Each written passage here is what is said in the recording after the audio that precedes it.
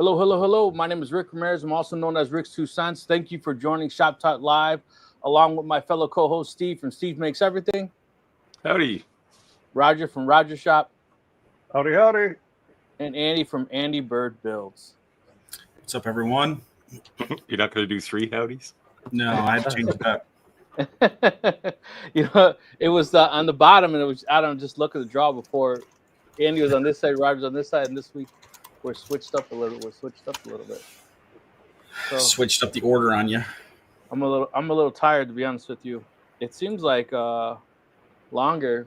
They always want to call me at like 3:30 in the morning, and I told them like, I get up at 4:30 in the morning, right? Like, what time is it where you're at right now? Let me tell you where it's at right now. So like, call me like,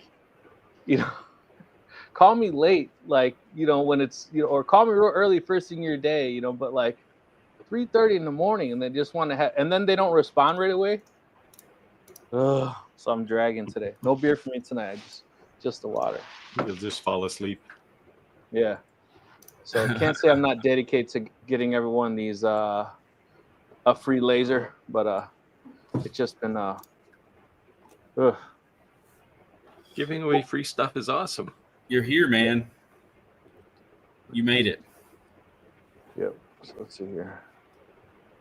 There you go. Here's our banner. All right. Looks like there's quite a few already in the live. Chris, good day from Perth down under. Australia. Clayton, our loyal fan. Aloha from Hawaii. Aloha, everyone. Please smash that like button. He's like super loyal fan. Yeah, Clayton said that he's ready to win this new laser. He's ready to add it to it. I don't know if you guys saw it, but if you guys haven't checked it out yet, we have a Facebook group. That's the Shop Talk Live. And people have been asking about some of the files I use and things like that. And I was always thinking, how the heck am I supposed to share these files? Because they're pretty big sometimes. Well, if you remember the Facebook group, I posted 4 lantern files yesterday that you can check out for free $99. And they're actually pretty cool ones. They're not just like lame looking art ones. So let's see here. A to Z said, hello, everybody. Hello, hello, hello. So anyone working on any special projects this week? So I kind of walked in half with you guys talking before we went live. I was playing with the Com Marker UV laser, and I pumped this thing out. Nice. This is engraved on ceramic tile. This is a deep engrave, actually. So it's not painted. That's just white. And no, I did. I engraved it and then painted it. Okay, cool. So UV lasers don't make things dark, right? Because they don't burn, they ablate stuff, which basically means just blowing little bits of it away. And so you don't get like a dark score like you would with a diode laser, for example. Yeah, UV lasers also don't have power, right? They have pulse widths. Yes. Yeah, there's no power setting, which is a little odd. You got to get used to it. Yeah. So how did you describe how you got that color then? So once I had the deep engraving, this is down about probably, well, even calling it a deep engraving is a little misnomer, but it's down about 1 millimeter maybe. And then I just literally, I'll put a YouTube short out, but I basically just took a black paintbrush or black acrylic paint and blotted the entire tile black and then wiped it off. Okay. And it just came out amazing. It was actually amazing before that, but it wasn't black enough for my liking. The nice thing about acrylic paint is you can make that any color. Yeah. And I'm actually thinking about doing multicolor. But I need a good jig to get the tile back in the right place. Otherwise things will get messed up, or whatever material, not necessarily a tile. Just cut yourself a grid. Yeah, it's easy to make a.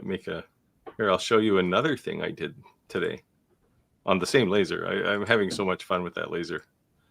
Nice. If I can figure out. You said it's the Com Maker? Com Marker Omni 1. Marker Omni 1. So this is my own selfish thing because we have I made these spice bottles a while ago, and they all had labels on the front with vinyl cutter labels. And now we had our kitchen redone, and now the bottles all stand vertically, and I couldn't tell where anything was. So there you go, just engraved it. I actually did the glass too. Let me see if I can find that. Oh, there it is right there.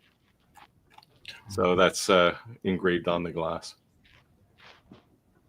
And the beauty of UV is no cleanup, no material prep. You just put something on there and engrave, and it works. It is sweet. So I added a new tool to my shop I've been wanting for a long time. Drill press. I think I have the same one, actually. Yeah. Nice. Different name on it, but I think it's the same one. Looks the same. Yeah, so Mine looks just like that too, but it's a different brand. It looks mine's just a like Harbor it. Mine's a well, I've got a Master Force from Menards. It was, you know, I'm telling you, I'm right now doing the inlays for. This is what I've been working on. The bath things I showed you guys earlier, but these cups, they're like a beveled glass. Everyone makes these bath. What do they call them? Baths. Caddies. They got different names. Bath caddies, all different names. But everyone puts this slit that you put a wine glass in. And I'm like, I think that's stupid because it's right above their thigh. And if they're in a hot bath, the glass retains heat, so it'll start warming up their drink. So my idea was a wine glass that's these round ones, but to take a cove bit and make it the perfect dimension so that it actually sits in there and it won't topple over, and then it's the perfect size. Yeah, see, I was thinking there might be a reason why those things are built the way they are. Maybe somebody's done some testing before you. Oh yeah, I mean, I had to buy a couple of these bits to get the size right. Let's see. These guys. That's a big bit. Yeah. Rick, you know you could do this with a CNC, right? I was just about to say that. Yeah. But you know, but the thing is cool is that that I can show someone that you don't need an expensive CNC. You can go buy a cheap drill press. You don't even need to be a big drill press like this. Or you can do it by hand with a drill if you're good, if you're steady, you know, and make that. Because I think that's what, like, small finishing touches is what sets you apart from others, right? There's nothing wrong with seeing someone's idea and making your own version of it and just improving upon it, right? And sometimes small little things is what's going to set you apart from others. Yeah, yeah, for sure. Yeah, so like the color inlay that I did, it's probably in a bad spot, you know, and then the candles on the side and then the wine and they're there. You look a little better when I grease it back up, but you have a CNC, don't you, Rick? Yes, I do. Yeah, I have the same 2 trees ones that you have. Oh, the 450, whatever it is, yeah, TTC yeah. 450. Yeah, it's an okay starter. Little guy, yeah. It's a little guy. So my whole idea behind that CNC is that I think a CNC is not necessarily a bad investment, but I think you're going to know right away if you like it or not based on the software. I think you're either going to say, like, this is too much, or I can learn this. And you're either going to be all in or all out, right? So I don't think buying something small to be able to use software to say, like, is this something I can be in my comfort zone on before I go buy $9,000, $20,000 item? And then the other thing is we also say is that if you have one, you have none. So yeah, the tedious balance on CNCs, though, like the entry level ones, is the really good software generally doesn't work with them, so you can't really get a good feel for whether you can get this or not. Like I know I'm not, you know, encouraging anybody to drop $6,000 or $7,000 on a CNC just for fun, but those machines are actually to some degree easier or at least clearer to understand than some of these real cheap ones, the entry level ones. I've got a solution. Go ahead. not promoting Vectric, but Vectric has a free trial. Yes. You can go download the software, and to Rick's point, know if you're in over your head or it's something you want to do. That'll give you a really good idea. Yeah, and they actually have several products that are all based on the same platform, starting from something that can basically cut straight lines to something that can do 2.5D. Roger, there's a comment. Where's your shirt at?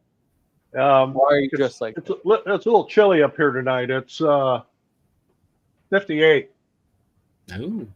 That's why I have a long sleeve shirt on tonight. Give me a couple of weeks, I'll be back in Mexico. I'll be back into the other shirts.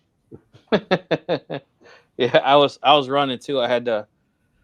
We're building 2 new sites, so I had to go pick up some supplies, and I got to go drop them off tomorrow. And crazy fighting traffic.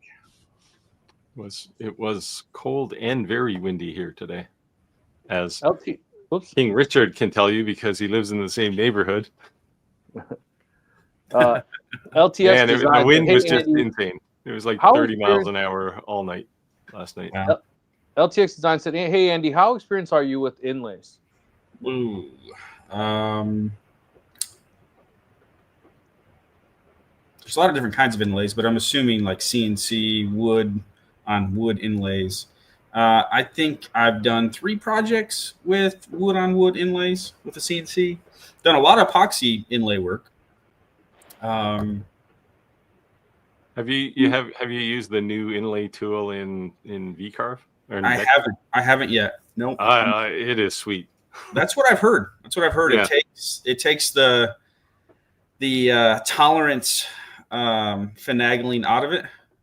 Well, yeah, there was a lot of you had to do a lot of math in your head to make the old stuff work. The new thing is you drop an image on and say, here's how deep I want it to be, and here's how much room I want for the glue underneath it, and boom, you create 2 sides. You create 2 pages, and it puts both sides on for you. That's sweet. And you just I've heard really good things. LTX Design, I would say, do you have a question in particular? That's why you're asking, because maybe he can still help you. Yeah, follow up. If there's something in particular, I'm sure the 4 of us together can. Yeah, I've only ever done it twice. I did 2 projects, and that's all I've ever done with inlays.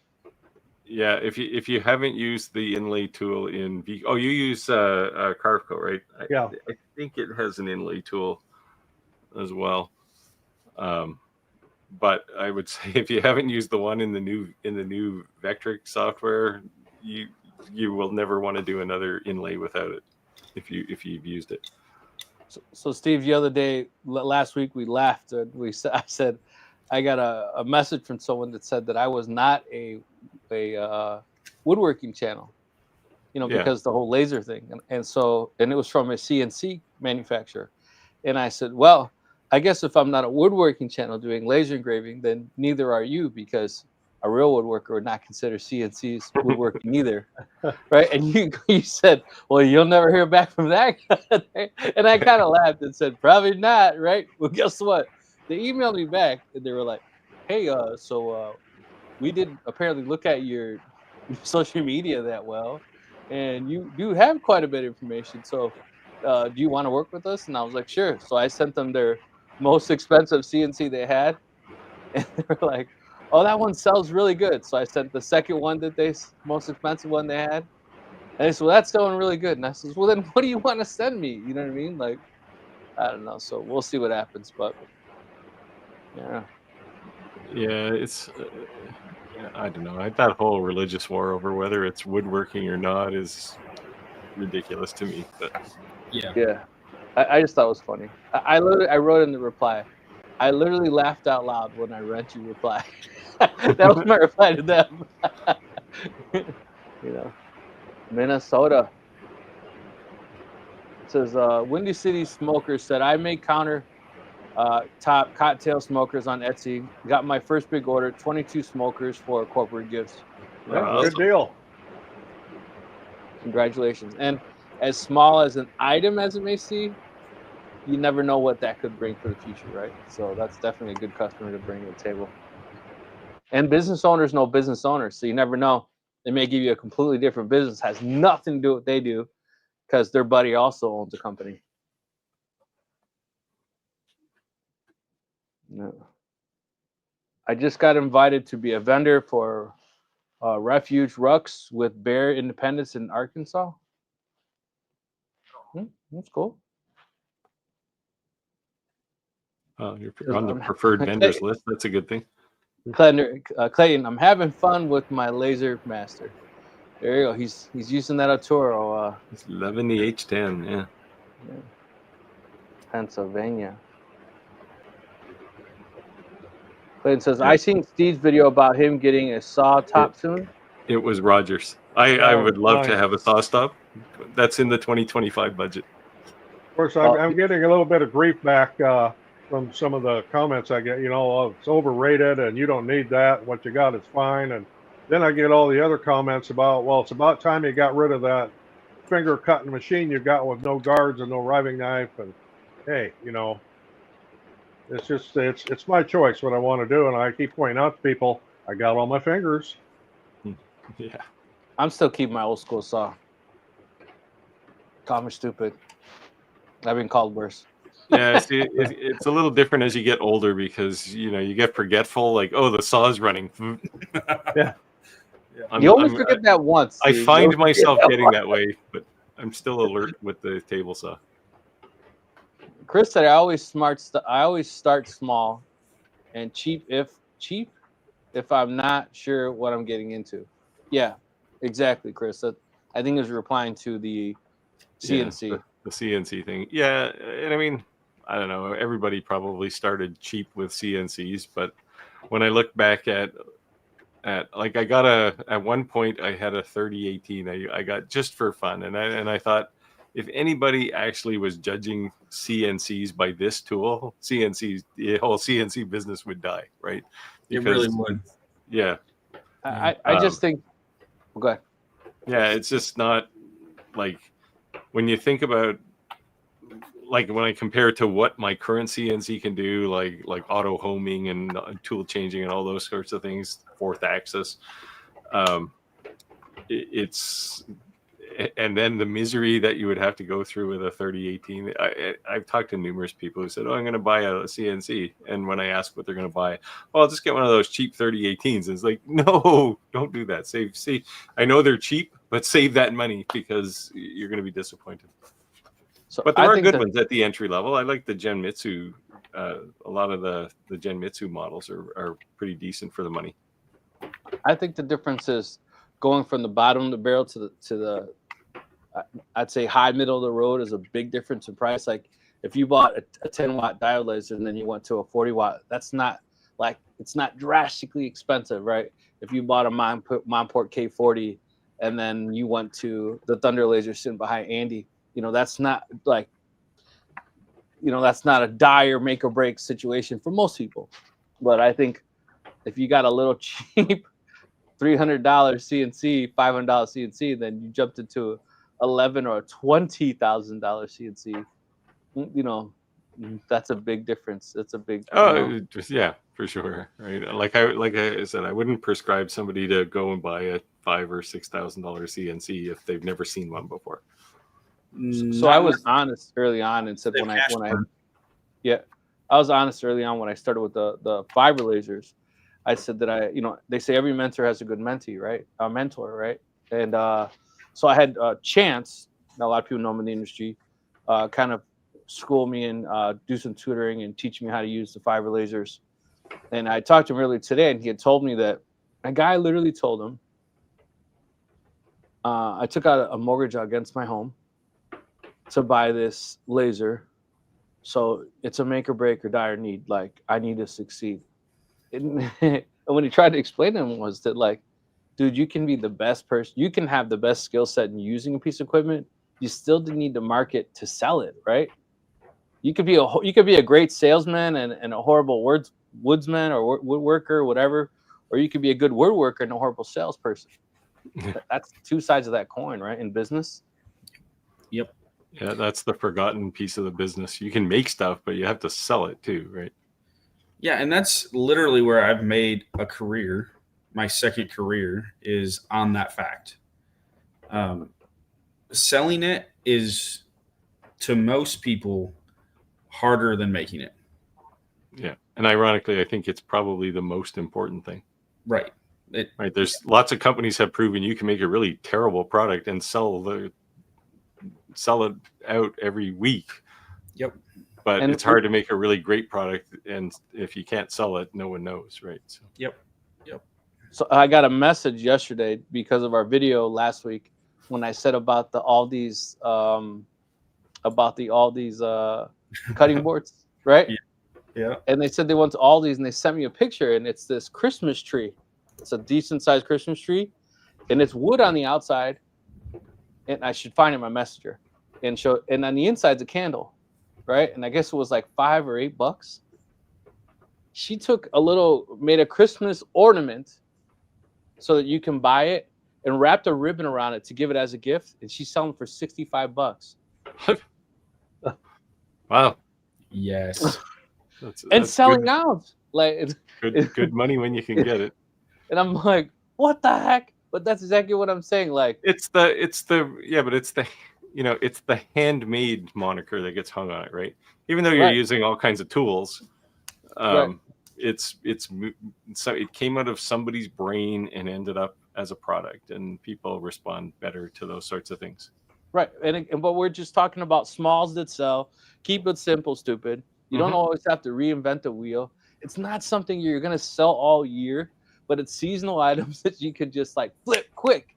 You know what I mean? Don't do some crazy big design. Don't get too complicated with it. Just get rid of it. Like I said, I literally tell my wife, go to Aldi's, whatever they have, I don't care. Just swipe it on my credit card and I'll deal with it later. You know what I mean? That means there's 50, or it means there's 200. That just means I got to work twice as hard to sell it. You see me all over Facebook. You know what I mean? Yeah. But they're gonna sell.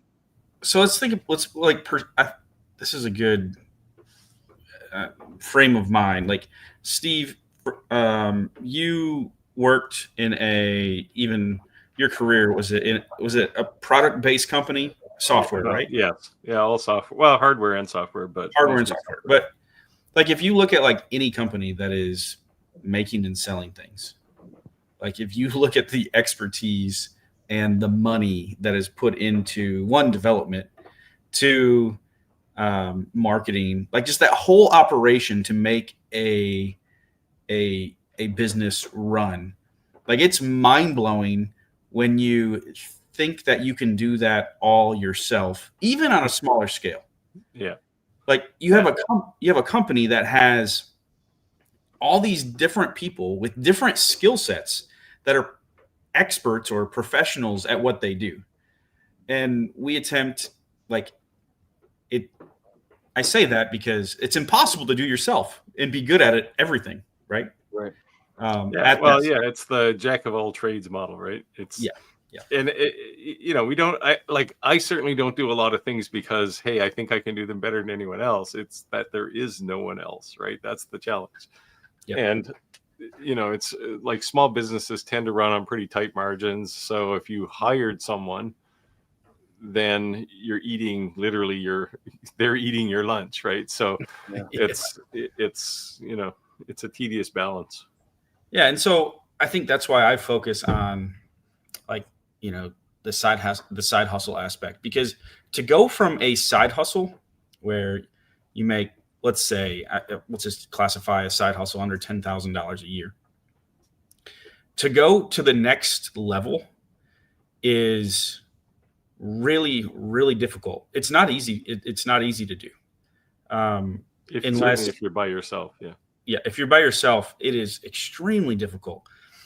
And so I always try to be really, really honest of like just to start a full-blown enterprise business by yourself, like that doesn't happen overnight. And I know that's common sense to most people, but a lot of people think that it's possible too, or they tell themselves that it's possible. And you didn't know that if you sell those wooden triangles with the mountain peaks pointing on the top, you're going to become a millionaire overnight. Oh man, I'm missing out. If you put it on a coaster, it's 100 million. You need to make these. I just love it when it's like, I'm going to go to Etsy. Okay, it'd be one thing if you say, this is my Etsy store, and I'm willing to share some items that are top sellers, but they're not. They're going to other people's sellers, right? So if you are so good at this, how come you're not doing it yourself? That's my first question when someone's telling you something. I get that question. I get that question a lot. You know, and but you can say, yes, I'm not just teaching a course, I'm doing it at the same time. So like, I'm not saying everything I do I succeed. I'm saying learn from my mistakes, leapfrog from that. Don't beat your head against the wall for a year. I'm going to teach you all this knowledge I gained in 1 year, give you that leap, motherfrog. You know, in 1 month's time, you'll be able to learn what took me 5 years. You know what I mean? Yeah, and you're going to start off a lot better. And you're still going to have to go through your struggles, but by going through a course like yours, it's going to put you on a different level, right? It's going to save you 5 years of trial and error. Right. But I just don't get these people that are dishonest people and saying, you know, these are smalls that sell, and they have like 286,000 views. Like, do a search, Christmas smalls that sell right now, and it's the same things. These Christmas trees, these mountains. I'm sorry, it's a triangle. They stain it brown and they point this little white on the top, and it's like the top 10 people who are promoting those type of videos, and people are making it. And then you see it on Facebook groups, and they're like, "I went to a show today, I sold nothing." Like, why did you think that would sell? Like. Yeah, you know. But to Andy's point that you can't start as a mega corporation. You look at even big like Apple, right? Apple started as a couple guys in a garage. Yes. 46 years later, they became a $3.5 trillion company. Yeah, you can do it, but you know, I don't think anybody's going to make $3.5 trillion on woodworking projects. But no, they're not going to. I'm just going to tell you right now, it's not possible. Yeah. But you can make a living. Yes. Right. But and I do know people who've made a living doing woodworking. To me personally, though, I won't take advice from someone unless they're doing what they're advising me to do. Yeah. See, if you're doing better than me, I'm all ears. Yeah. You know, let me ask you a question. And there's no wrong answer, but is there a difference to you in listening to a person that is currently doing what you want to be doing versus they've done what you want to do, but they're not currently doing it? So I don't think there's a problem with either, right? And the reason that I would say that is, like, you could say, I'm going to do one-on-one coaching. I'm going to offer. I was just talking to Chance about this. He showed me a schedule. He said he's booked out from here. He said, "Hey, Rick, I want to do some work with you, but I can't do it till December 22nd." And I said, "Why?" And he literally shared his screen with me, and he showed me a schedule. And he was booked from 7 a.m. to 11:30 at night, 6 days a week for the rest of the year. And I says, "Dude, all I hear is cha-ching, but you have to have a life." Yeah. I said, "I'm a lineman. Like, hey, I know that, right? Like, money, money, money." We used to say, but like, you have to be able to scale yourself. So I'm getting to why I'm saying this, is that if you're only one person to scale yourself, if you're doing these one-on-one coachings, right, then you can only do this one-on-one reaction. But when you create this course like you've done, right, that course in itself could evolve to the point that you can no longer do your business, right? Or it maybe becomes a side burner and your primary becomes the course because you're teaching someone to do it. But the point is that you're just not somebody with an MBA that's all of a sudden, because congratulations, you have a business degree. Now you're going to tell me business 101, you know, how to form a business, how to get an LLC. And you know what?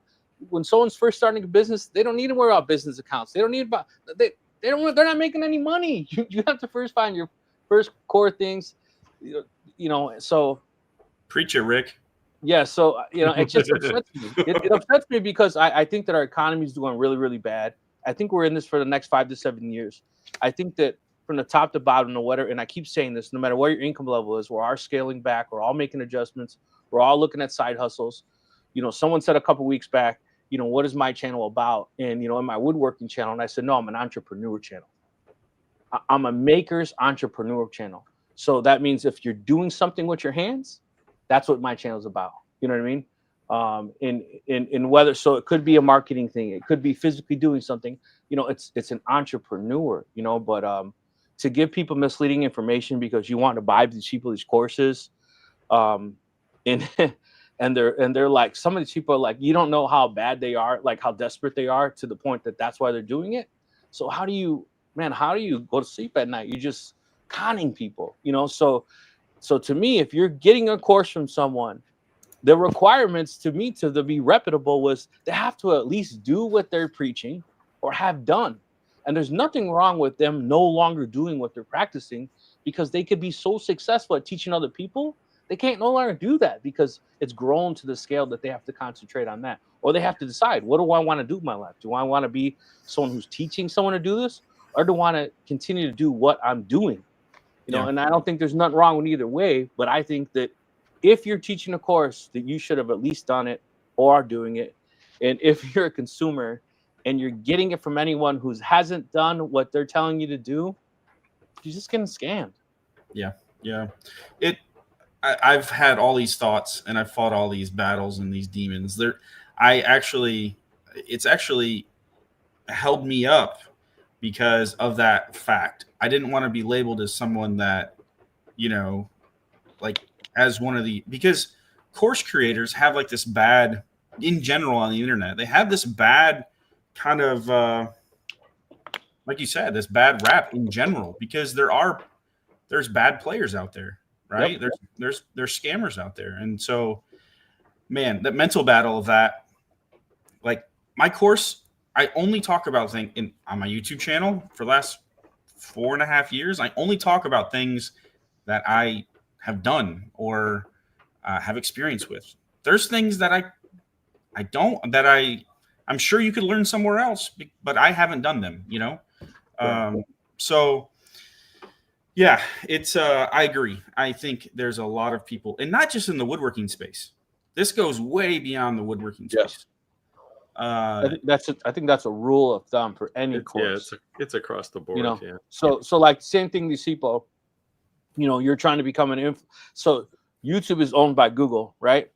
So whether you own a nail salon, a Greek or Italian restaurant, a Mexican taco truck, a woodworking, you could take anyone's marketing type course and apply that to your way. Now, I'm not saying that a woodworking marketing course or something directly geared towards your type of business would help, but someone who's really successful in marketing, they can help you, right?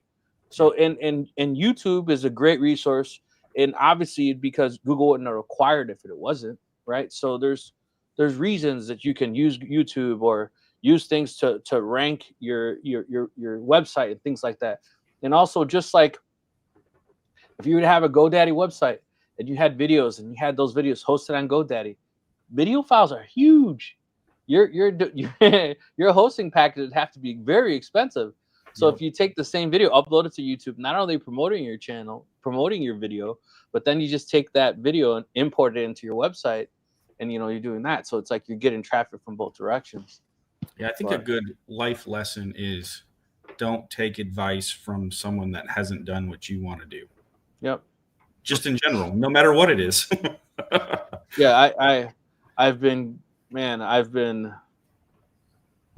getting pounded by a company wanted to charge me $125 a month to go over my YouTube channel, and in particular, they're interested in the podcast. They see that we should be in the top 5. So, and it's a very reputable company. I think I've been pounded by the same company lately. Yeah, it's a very reputable company. Yeah. This is like a Mr. Beast status. That's the elite crew that these guys are with. So, the challenge. So the reason I didn't jump on these guys and say, come on in, was what all they're really promising is, well, they're not really promising anything, but what they're suggesting is they can bump your subscription count, right? And it's like, I don't care. Like, I mean, it's great. Hey, I'm happy that I have subscribers, but that's not why I do anything that I do, right? It's like, to help people is the real goal, right? Whether you subscribe or not, I'm going to help you. So I was, I don't know. I went, I sat on it. They gave me a week to think about it, and I sat on it for a while, and I just said, no, I'm not going to do it. The only reason I was interested in it is I get geeky into analytics. Like I get geeky in analytics. I was Googling and checking all the backlinks on our podcast. The only one that is even coming up on Google in our lives is Andy. Period. I was checking the ranking on our lives. 85% of our views come from directed from Facebook. You know what I mean? So like even when you're looking at some of these, when you go to your views and you're looking at, I got 500 views, like, man, I'm putting a lot of time into this. Only got 500 views. Is it really worth it? What you're not realizing is that views is only YouTube. That's not Instagram. That's not YouTube. That's not Facebook. And Facebook, a lot of people watch. So so that number can be a little misleading. But so to me, it's like it's like a central hub, and you're bringing everything together. So StreamYard to me is a great resource to bring all different things. Facebook has been really the reason how I was able to succeed on YouTube. Like I'm able to sit with you guys, doing something and achieve kind of streamline, go fast, because on YouTube on Facebook I was able to get known because people are watching it. Because if there's 187,000 members in this laser group and I post a laser video, they're a lot more likely to watch it than just the 2 million laser videos that are on YouTube. Yeah. Well, at least if it's a percentage, right? 5% of the people who come and watch it out of a 200,000 member group is a pretty big number, right? So that's better than 5% of 100 for sure. So it's Facebook, for all of its flaws, and I think it has many, it's a good connector, right? And sometimes it's good at doing bad connections, but it does link people together and people to things like their hobbies, right? Or their careers. Yeah, so I didn't mean to go on a rant, but I just wanted to make sure that you understand that the reason that we do these podcasts, the reason I did this podcast is because I wanted the ability to be able to answer someone's questions, right? And then at the same token, it became more of a camaraderie of woodworkers. And then the reason I invited Steve, the reason I invited Roger, the reason I invited Andy was because I watched their channels. Like I respected their opinions. Like I was interested in the things that they're doing. They aspired me to do things. So I thought like collectively we'll be pretty kick ass. And That's I think we are. So endorsement from Andy. 2 thumbs up. Well, 1.5 thumbs up. Yeah, so I bought shoptalklive.live. I now own that domain. Shoptalklive.live. Why didn't you just do shoptalk.live? I got a couple of them, like 4 of them. Yeah. So what the reason is because that some people are saying they struggle sometimes finding the lives. So what I'm going to have it do is .live. I'm going to have it always forwarded automatically to the latest live. So right now it's just forwarded to the playlist. And then I'm going to create a website, and I was going to talk to you guys about creating profiles and just maybe a background, each one of us, to say who we are, what our background is, why did we decided to do this, and what we offer. But Apple has been really beating on the door about the podcast, so you never know. Maybe they'll give us a free set of AirPods or something. Look at what's that guy's name? Rogan? What's his name? He used to be Joe Rogan. That guy. Look at that guy. He was a UFC fighter, UFC owner. Now he's a podcaster, and that's his legit income, and he's doing really, really well. Yeah, I never know. And you just said would you take advice from someone who does it, or like what the hell if this thing kicked off, and like what are you? We're podcasters. You never know. Hey, if Spotify, so Joe Rogan is exclusive on Spotify. You can find it on YouTube, his clips. But anyways, you know how much money he got paid from Spotify? How much? $250 million. I don't need that much. Then you could just take like $1 million and give the rest to us. We'll be good. Yeah. How'd you get Steve I don't do anything for money, just so you know. Like, it's like I didn't take any job I ever had for money, like full-time job. I took jobs that were fun, which is why if you look at my actual resume, there's, you know, a bit of laser work over here, a bit of software work over here, some hardware work. It's just a little bit of everything, because I followed things that were interesting to me. You guys, I was gonna say that explains OnlyFans, because it was fun, I guess. Well, yeah, a little bit of that too. you heard it here first, guys. Whatever money we make, we don't have to split with Steve. Yep. It's a binding contract. Steve doesn't want. Yeah, but you're going to take a big financial hit if I'm not part of it. So That's true. I don't think that's true at all. Where are we in that? We're getting way behind in the comments here. Yeah, so we had a question here. LTX Design said, I have a file from... yeah, so this is about the inlay, the follow-up to the inlay. So Brown Wood, I need to resize, change bits, and convert from metric to inch. Why do you have to convert? I was going to say, and I'm making fun of myself because I'm the guy who always says convert from metric to inches, but in smaller items, don't you want to use metric because you can use a smaller? Isn't it easier or not? Well, I could make that argument, but in this particular case, you're buying a file that's already created. Yeah, and if it's in inches, you can just use the inch post processor in your software, and or they all have metric and let's say non-metric imperial. So let's speak to the resize. So if you're going to take a file that was already done and it was this big and it's a V carve, right? Like it's a V carve inlay, and you're going to shrink it down, it's going to create problems. Mm-hmm. So I'm trying to think how I would handle that. My first thing is, can you ask them, can they resize the image for you? That's not the problem. The resizing the image is easy. It's just a vector. But yeah, the problem here is you've already got tool paths that are, like, if you're carving a big slot in something and it says use a 1/4 inch end mill, and you resize the thing to half the size, a 1/4 inch end mill won't fit in it anymore. So you need to change the tool. Correct. And that means the whole tool path is wrong because the speeds might be different on whatever tool you choose. So lots of things can go wrong if you're resizing it. So,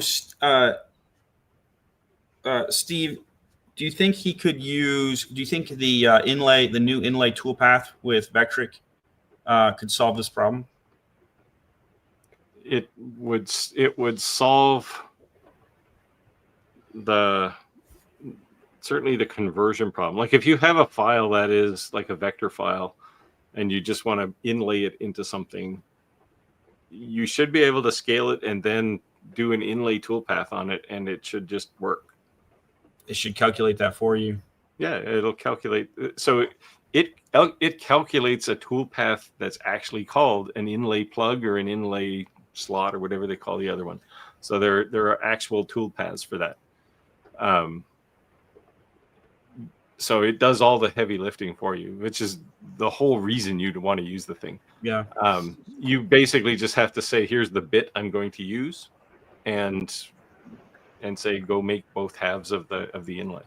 So would you want to then basically dummy the file, so to speak, meaning that have the file itself, remove the toolpath, resize it, and then use that auto tool, whatever, so that it creates a toolpath? Would that be kind of the workaround? Yeah, that's how I would typically do something like that. If it's an inlay, if this design is an inlay. Yeah, it's an inlay. So Brown Wood is the one that does the really intricate inlays. Yeah. So yeah, so you could just have VCarve do all the work for you. I guess just basically have to say, here's the tool bit I have, and that's what I'm going to use. Sorry? I guess the next question to him would be, what software is he using? Is he using that software you're saying? Yeah, he doesn't say. I'm assuming, I've talked to LTX before, I'm assuming he's using Vectric. So, yeah, and I would send an email to Brown Wood too and ask him if you haven't done that already. And then the other thing is ask yourself the question: do I really have to resize this, or can I just make it as is? Because that's the simplest answer. Cut it as it's set up. Yeah. If you can fit it on a piece of wood, if you can make it work somehow. Yeah. Bass Pro said, "What is the average time from getting a CNC to comfort level where people are making enough projects to give or sell?" I don't know if there's starting. I don't know if there's a uniform answer to this. So for me, when I was first getting started back in late 2017, I had zero CNC experience. I had no clue what I was doing. I just watched YouTube videos. And I bought a Shapeoko. And I used Carbide Create. And I would say, I'm going to say 6 months to get comfortable. Now, I still have a picture. If you go back on my Instagram, one of the first pictures, I made this cutout of Michigan. It was my first product. And I gave that to my mom. It was just a profile cut of the outline of Michigan out of a piece of hardwood. And I did that within a couple weeks, like within a week. So, but that was really basic. So you can successfully cut a really basic project in the first week you have a CNC.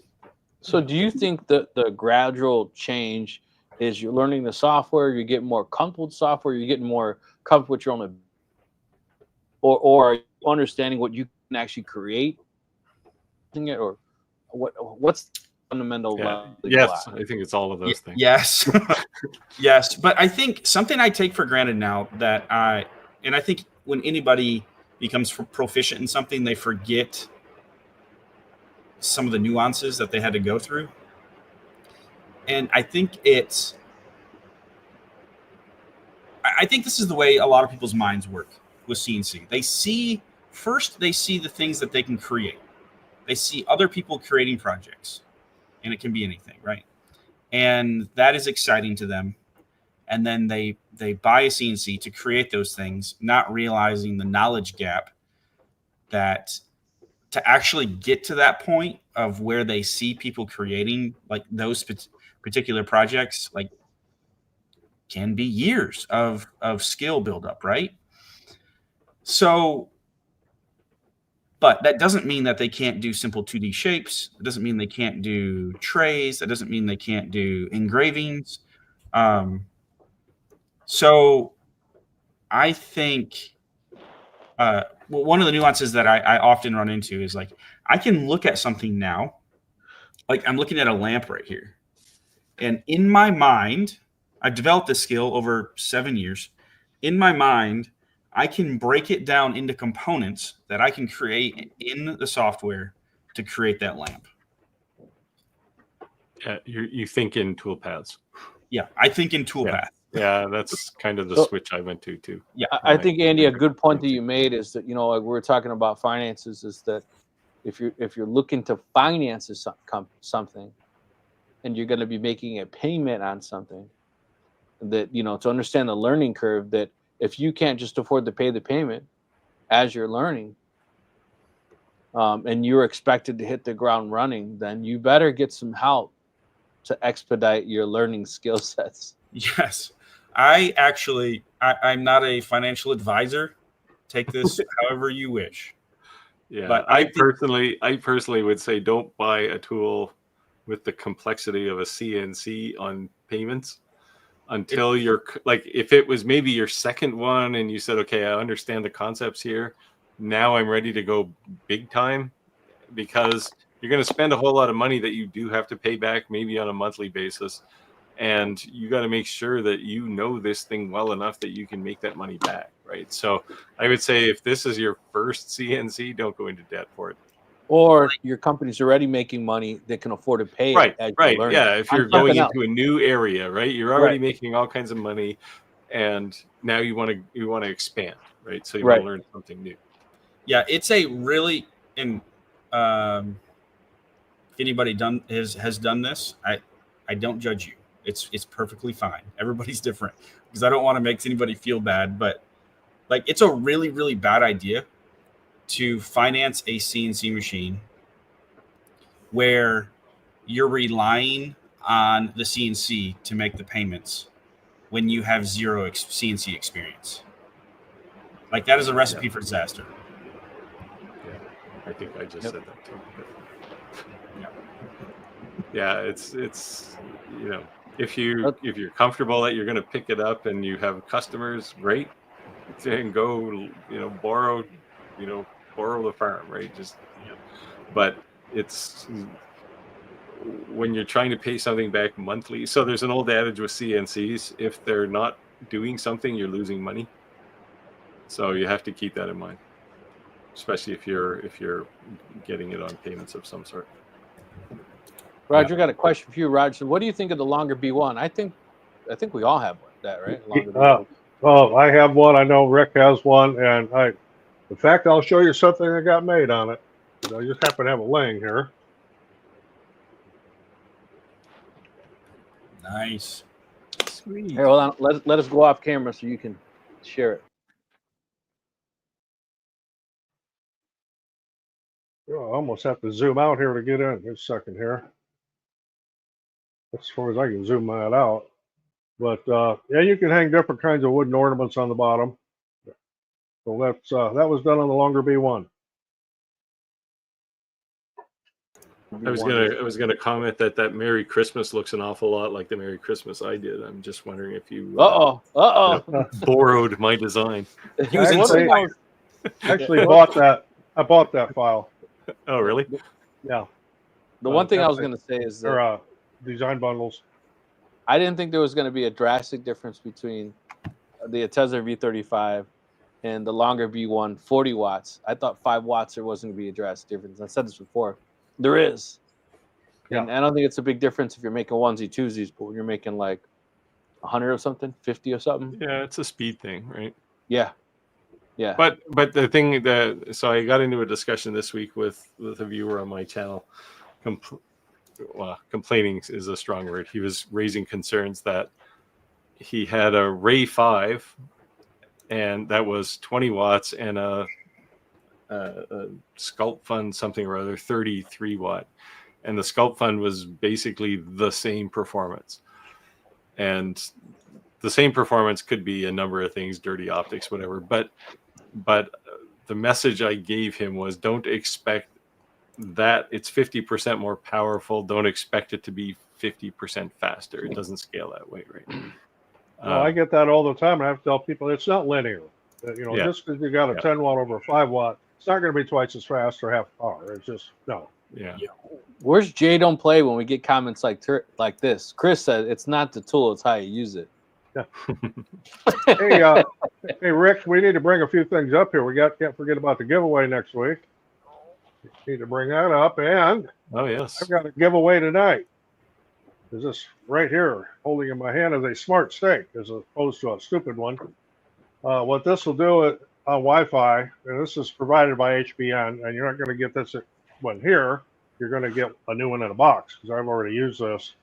You could, for example, if you do Christmas lights outside, you can set it in the ground. It's got 6 outlets on it, and you can, if you have Google Home or Alexa, you can control it with that. Or you can control it off your phone or a tablet just with Wi-Fi. And I'm going to give one of these away. You can control it with Home Assistant too, probably. If you can control it with Alexa, you can control it with Home Assistant. Nice.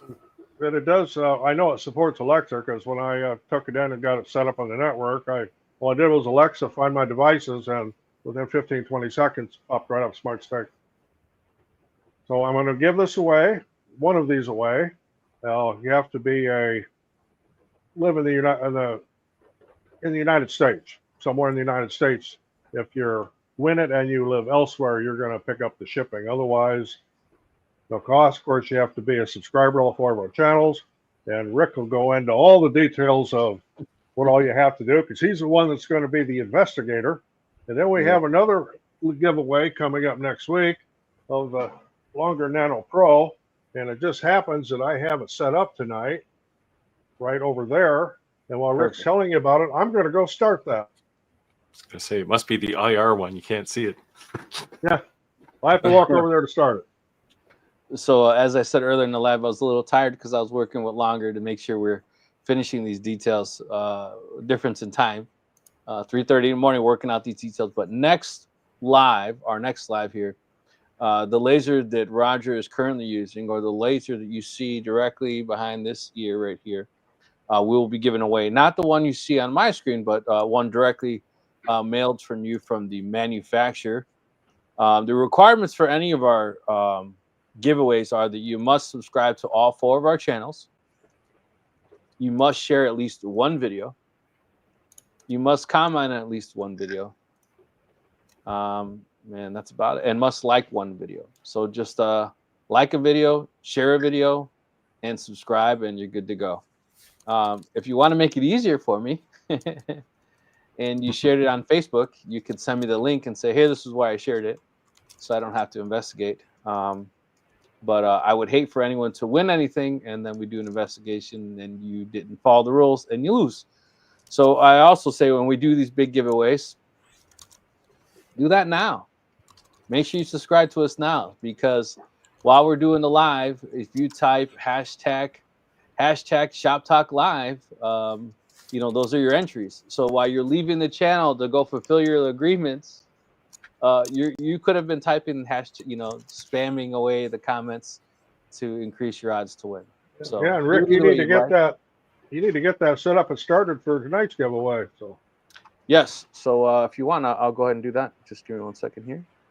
Now, if anybody's wondering what that tile is, it's ceramic tile, and it's coated with a mixture of titanium dioxide and Elmer's glue. So it's water-based. Well, I found out that when you do that, you can stack them up to store them. Oh, yeah. And I shoot it on with a gun. I don't paint it on. I just shoot it with a gun. I do a lot of them at a time. But when you want to go to clean that, you just set it in water for a little while, and the glue dissolves and stuff comes right off. Okay, so we're going to go ahead and start the giveaway for the, I'm going to say Smart Light Controller. Smart Stick. There you go. So if you were to type hashtag Shop Talk Live in the comments, let me go ahead and share the screen. And so you can see that it has started.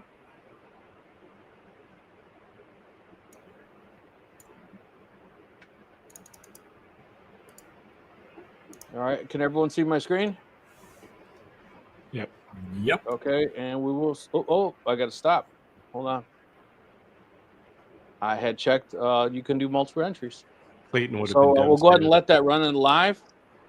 So go ahead and hashtag away. And people were also saying before that during the giveaways, can they still add questions? Absolutely. We have a way of actually filtering out those to be able to read our comments, so don't worry.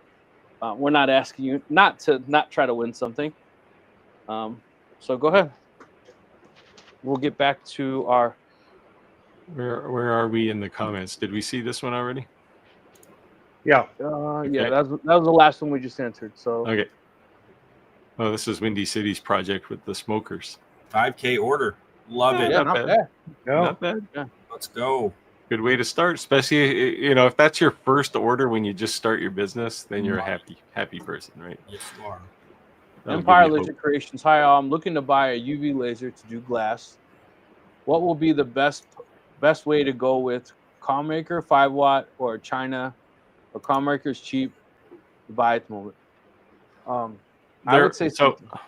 Well, so all UV, almost all of these UV lasers use the exact same laser module inside, the laser control. They all use this JPT UV module, and Calmarker, there's Cloud Ray, there's a whole bunch of them. They're all fundamentally the same. So go with the company you think is the best, or the one with the best price for you. Now, that doesn't mean they're all, if you buy one that's like a $500 laser, then don't buy it because it's going to be pretty cheap. But I did a review of the Commarker Omni 1 5-watt, and I love the thing. I showed that tile at the beginning. That was done on the Commarker. Glass, it's my new thing now. I do a lot of glass over the last couple of weeks. So keep all that in mind. I like the Commarker. Yeah, one thing I want to say too is that when you're buying a rebranded laser, and I say rebranded meaning you're buying a laser on the stateside versus buying directly from the manufacturer overseas, there is obviously a cost savings by buying it overseas. But the downside of buying it direct is that you have to make sure it's a reputable company, because when you're buying stateside, really what you're buying is customer service, a toll-free number, an email address, a Monday through Friday accessibility. So if you're technical and, or the laser manufacturer has a well-established Facebook group, a lot of times you won't even contact them because you posted on the Facebook group. You'll get your answer way before the manufacturer even have a chance to answer. So that's just something to think about too. And also that's a way to go do research by going to those Facebook groups. All you got to say is, this any good? And if it sucks, trust me, they're going to let you know. Now, having said that, and yeah, I know I'm a YouTuber, so probably I get a short path into things, but I made a comment to Commarker as I was testing the Omni 1. I was having trouble with the rotary. And within, I don't know, by the next day, I was on a video call with two of their engineers, their head of engineering and their head of investor or influencer relations. And they were all trying to work out this problem with me, and we did get it resolved. So they were pretty eager to help, and I think that speaks volumes. Because I have had, even as an influencer, I've had companies where I ran into problems and said, hey, this is a problem, and they just didn't answer. And it's like, okay, if you're going to treat an influencer that way, you're going to treat customers like crap. So I wouldn't recommend them. That's the only reason, to be honest, like this guy right here. This one, my 30-watt, it's a JTP, OMG laser. It's phenomenal. It works insane. It's great. I love it. I can't say anything bad about it at all. But someone say, hey, Rick, I want to buy one. Boom. I send a message, hey, guy, somebody wants to buy this laser. They don't respond, don't acknowledge. 15 messages, you send somebody, they don't even acknowledge or respond to you. And I'm like, dude, I can't recommend people to buy a laser from you if you won't even respond. So you know what I do? Reyes over here, hey guys, they sell those type of lasers as well. And guess what? He's going to respond right away. He's going to give you a good discount. So, Hey, you skipped a couple of messages here. Yeah, Roger. Oh, hold on. You skipped. You didn't do this one. So HVAC, send me an email and I'll hook you up with them. And we'll see if we can get you the discount code. Because, well, as long as they haven't processed the order already, but because it'll save you I think it's 5% or something. Tell you what, David Pingle wants to win this. David said, Roger, you must need to get a backup saw when your saw top triggers an accident from contacting your skin.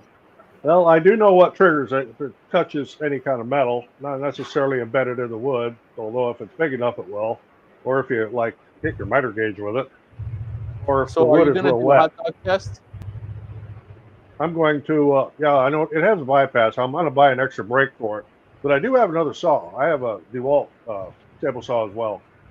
No, but are you going to do the hot dog test? No, he's going to use his finger. I'm not going to. Come on, man. That's a I did talk to a SawStop sales guy, and he said that when they first came out, he was using his finger to show people, hey, look how safe this is, and SawStop made him stop doing that for liability reasons, obviously. So he had to use the hot dog at that point. Chris said my 3018 lasted a week before I ordered the 4080. Yeah, they're just not good.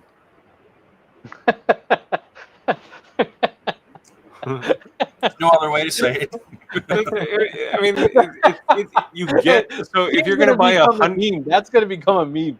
Yeah, if you're going to buy $150 CNC, you're going to get $150 CNC. It's got a terrible motor. It's like the same motor they used to use in slot car racing. Yeah, it is. It's really crappy. The first time I ever saw the spindle motor on one of those, I was like, I had an RC car that had a more powerful motor on this. Yeah. So Yeah. you just you get what you pay for. JS Genesis Design said the art of the deal. People don't have money, and getting them to buy things they don't need is a challenge. Somebody once told me I could sell a pool salesman at pool.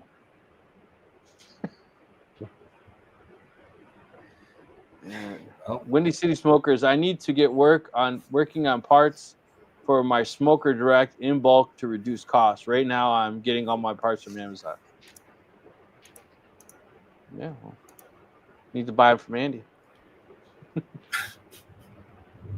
Buy a container full of them from Ali. Yeah.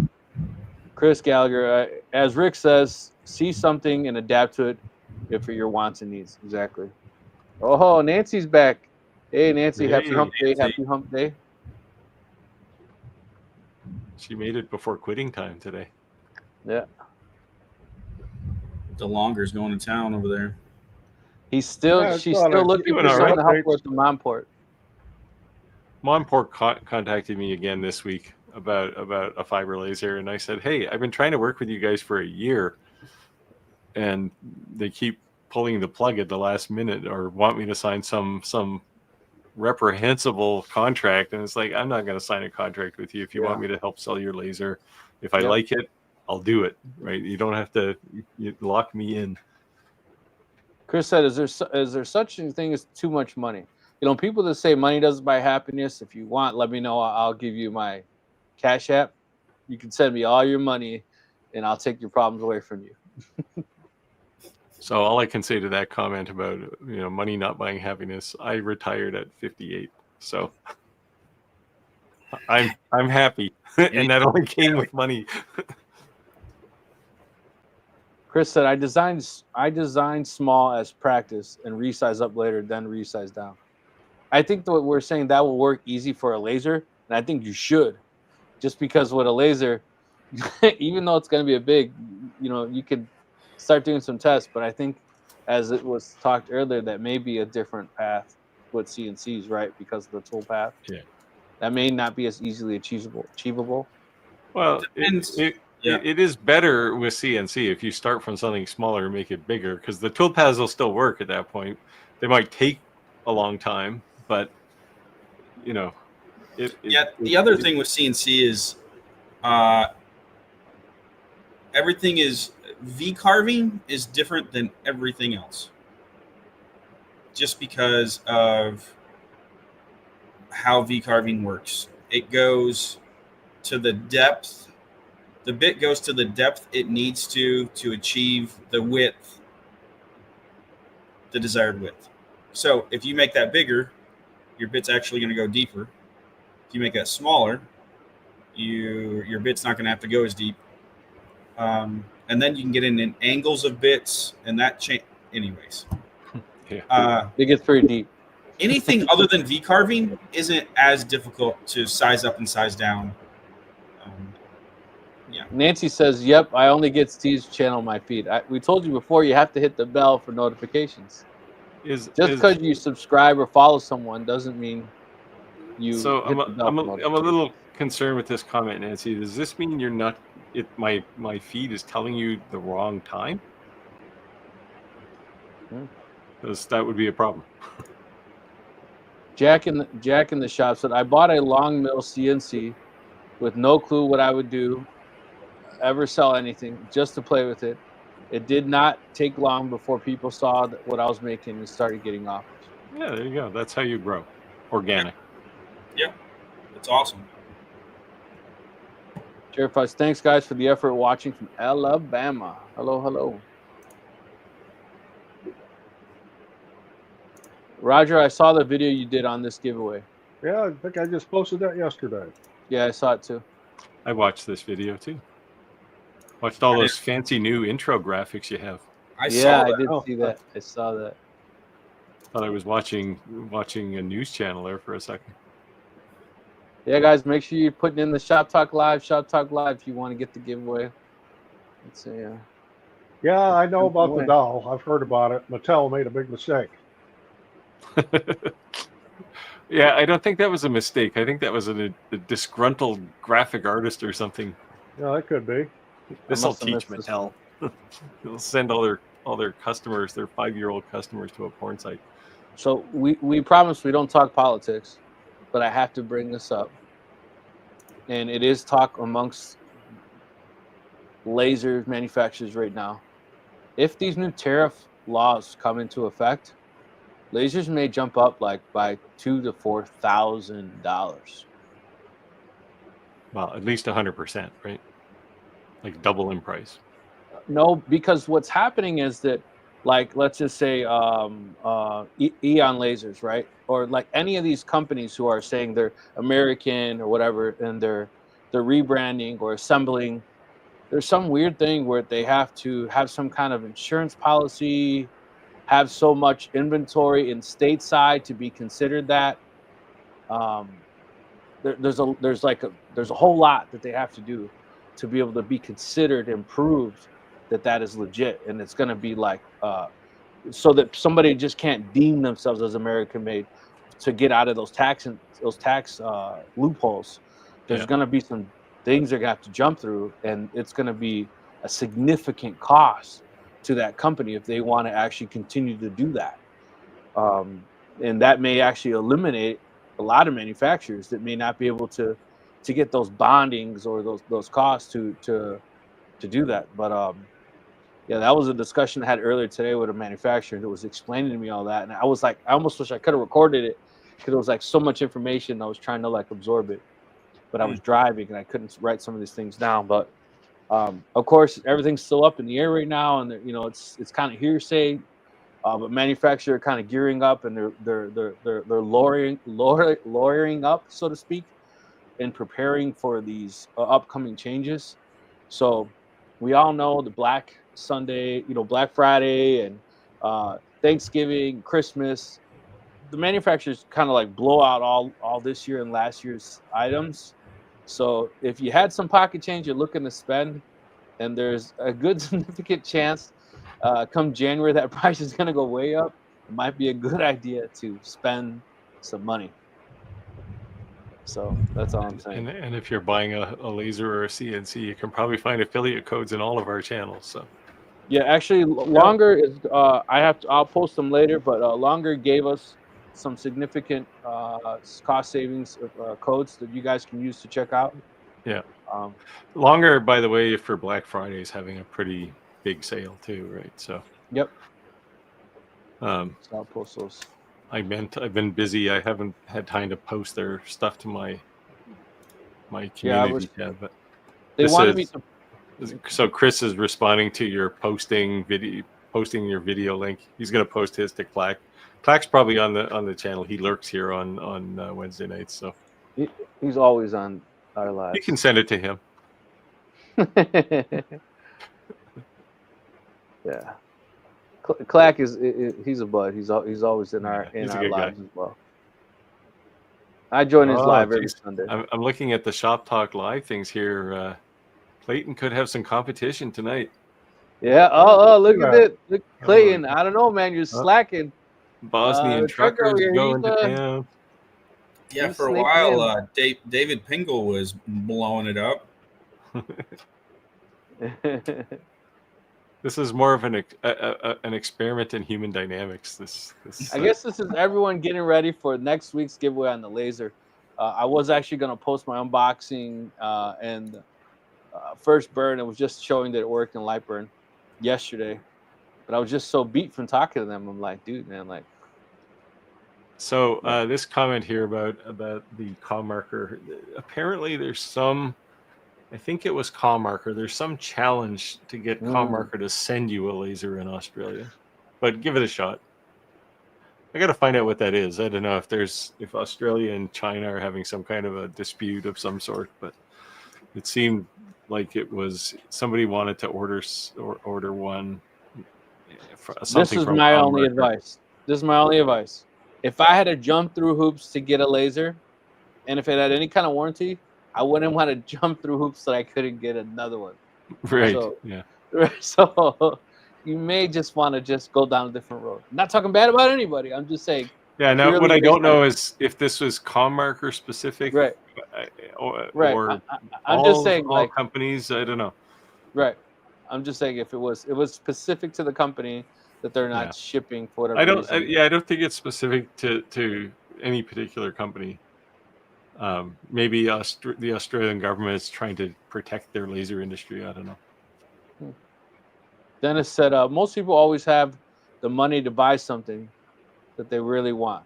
Most people always have the money to buy something that they really want. Yeah. In other words, you'll go hungry and so you can get it. But I seem to have money and can't find anything to buy. Right. I sold a ton of stuff and I'm like, oh, I'm gonna go to Home Depot and buy a tool, and I'm like, I don't buy something just to buy something. Like, damn, but when I don't have the money, it's like, oh. I have a long list of things that I'd like to get. Some for YouTube stuff, some for my shop, and I don't have the money to buy them. Someday. Yeah, those jack-o'-lanterns I ended up doing 2,600. Those jack-o'-lanterns. Yeah. So, Halloween. Yeah, 2,600, and then the gift that I made for my wife for the breast cancer one, and I only posted it because my son actually made it. $300, not included in that. Sweet. So, and that was not even trying to sell it. That was just people saying that I know, hey, I want it. So that's why I bought this drill press that I really wanted. And then I got something that's kind of cool, but Andy, you're gonna say you could do that on a CNC. But I got this big giant clamp. Nice. It has a Z and a Y axis. And just so that when I'm making those holes, when I line it all up, I can just kind of bring it over, make them. And the, I don't know, those bits that I showed earlier that make it round. Yeah. Those are really cool. Yeah, I still think CNC is the way to go. What if you change glasses? Then you're gonna have to buy a new drill bit. I agree, but I'm not gonna use this big giant bit on that 2 trees. No. That'd be a video. No, but you wouldn't have to, right? You could how to burn your motor out. Let's go, guys. You could just use like a ball nose bit and like put a 1/4-inch ball nose in there. Well, I forget the guy's name. I'm sure you know who he is. He's another big CNC guy. I talk to him once in a while. He's been making videos back to back lately, trying to break bits and actually ruin his CNC. Have you seen this video? No. Who's this? He's like, let's see if we can cut at 1,000, whatever. And he's like, you hear the motor. He goes, Sounds fun. I was like, dude, you must just have money just to piss away, man. You know, because let's just try to destroy something. Usually you break a bit when you're not trying. Yeah, it's like, I mean, you can intentionally break a bit, obviously, but it most of the time happens when you're not trying. Yeah, like if you have a 1/4-inch bit in a spindle, it's hard to break that thing. Yeah, it's easy. People are going to be like, this doesn't make any sense, but it does make sense. It's easier to break a bit by running your CNC too slow than not fast, or then fast. It's trying to hog it, right? So it's all about heat. All right. Nancy said, Steve, I signed up for the Kittle. I like it. I renewed it for a whole year. So I like Kittle. I've been talking to the Kittle guys because I keep saying to them, hey, you got to make more tools for people like me, people who are makers. And one of the things they're talking about is node editing on vector files, which is like, so as soon as I can get it, I'll do a video on it. But node editing would be awesome. Yeah, I've got a relationship with Kittle. They're good people. They've always been really good to me. Yeah. Nancy said, imagine what Eon's going to cost painful. So George, he had joined one of our lives a little while back. He's at Eon headquarters right now. And he was at the back and he was like, If you're trying to purchase a laser and you want to know if a company's successful, look at this. Eon owns this. And they showed like a miniature Sprinter, not even like a full-size Mercedes one. It was like the minivan version of one, and then a semi. And I was like, look, man, if I was going to purchase a laser, I wouldn't purchase a laser based off a company owning 2 vehicles. That was maybe not good. We own a truck. Buy our laser. You know, you got kind of mad at me, but they're expensive, 100%. You know, and I'm not bashing them, you know, but they're expensive. Look at that! Look at that, guys. This is the laser we're going to be giving away in action. Looking good. So the nicest thing about diode lasers is you can generally do proper grayscale with them, which is hard with CO2s. It's, well, usually impossible. It's impossible with diode and fiber lasers. Hey, Gord. Hey, so Roger, I would ask you, because you seem to be the tile king doing this a lot on a lot of different lasers. What do you notice? How do you think it's performing based on your previous experiences on doing tiles with other different type of lasers? It's not as fast as my 30 or 40 watt ones. That's what I usually do it on. But what do you think about the resolution or the quality of the cut? The quality is really good, and you'll see that once we get that pulled off of there, and I wash it. Or do I wash it or do I wash it? Which way do you do that? And one things we had talked about too was that maybe necessarily intentionally engraving something with a really high resolution or extremely high detailed to make it take longer at a trade show, because that'll draw a crowd, right? They're watching this thing go. So we were also saying that it's maybe not if your line density is smaller than the maximum, like the height of your beam, you're just going to mess things up, right? Because it ends up being really dark, poor resolution. So you don't want to step less than the pretty close to the height of your beam. You can go down a bit. There you go. See, Clack said lurking. I'm just working in the shop. LOL. See, I think he's just working in the shop waiting for his name to drop here. Yeah.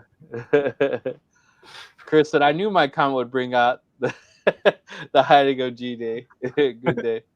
Yeah, that's why I said, I should message her. Where are you at? Still, you know, Clack, when are you going to join? You got to come on for a week. We'll all go down to your place and we'll all work on your projects to get them done if you come and hang out for a couple hours. Dennis, we do giveaways all the time. This is our 4th laser giveaway. This is, and we're giving away some pretty decent lasers. So, you know, you can see it working for yourself in the live feed that Roger's sharing. You know, so yeah, it looks great. Yeah, and if you've never seen a galvo laser work before, this is what they call a galvo. You don't have the X and Y axis moving. The laser's moved by galvometers inside the head. Empire Laser said, "We don't have a laser industry, Steve." Laugh out loud. I was waiting for him to come back with that, actually.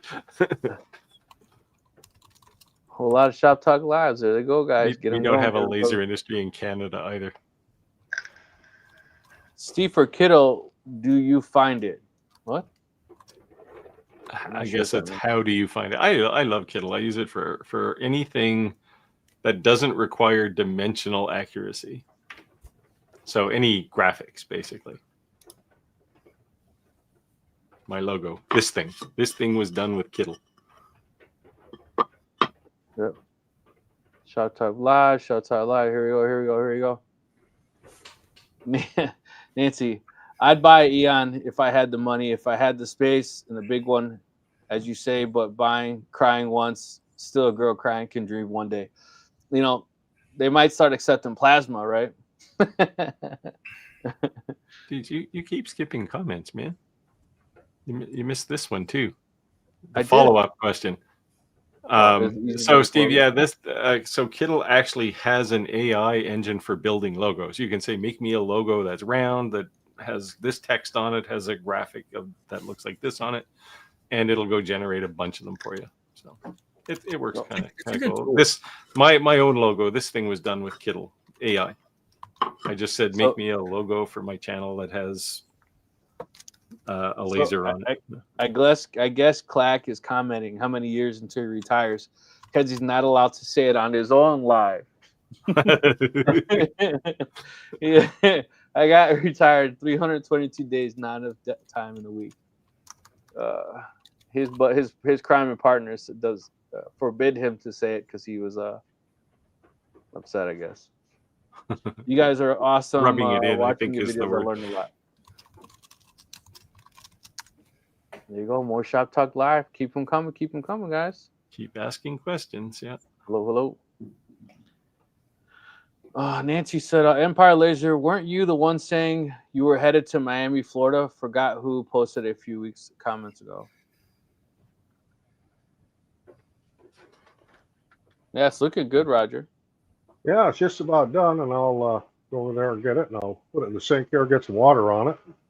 So if we pan your camera over just to the left or right, is there a pile of rejected Santa Claus tile sitting there? No, this is the only one thing sitting over there is my laptop, and I've got the laser behind my monitor, so I can't see it because it looks good. That would be blinding if I had to look at that all night. I'd have to have my bug eye goggles on. Football instant replay, so I kind of saw Andy's eyes when you said that. I thought we were going to see the. Yeah, you're thinking of your other channel. Different channel. Wrong channel. So one thing people are asking me too is that, and people say it all the time, is can you run Lightburn more than once to run more than one laser? You know. Yes. And if you do run more than one, do you need some expensive, crazy computer? No. So the only thing that Roger and I are in vehement agreement. The only thing that I would say is that if you're going to do that, it'd probably be easier for you to have a second monitor to just rip that version up and be able to look at too. I'm actually going to take an old TV that I'm no longer using and bring down and put on this wall so that I can open Lightburn 4 times.